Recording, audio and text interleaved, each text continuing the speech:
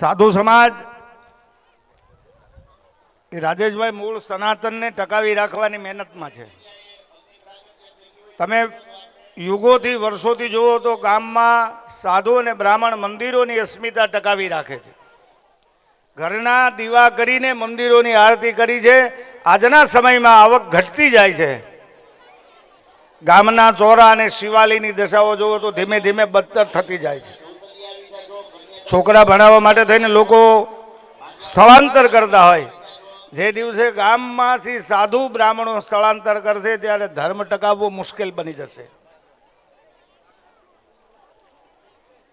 અને આપણી માનસિકતા એવી છે, બહારથી આવે એટલે હામૈયા કરીએ. હામૈયાનો મને વાંધો નથી ભાઈ માનસંગભાઈ, પણ ગામનાને ગણજો.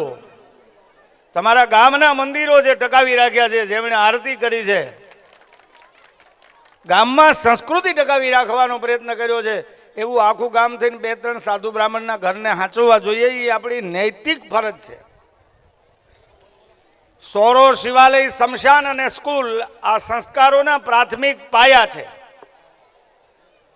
ગામડાની પ્રાથમિક સ્કૂલો સારી હોવી જોઈએ ભાઈ. સંસદ સભ્ય દરેક ગામની અંદર સ્કૂલ સારી હોય, સોરો અને શિવાલય, સ્મશાન જેના સારા, એ ગામની ઉન્નતિ થાય.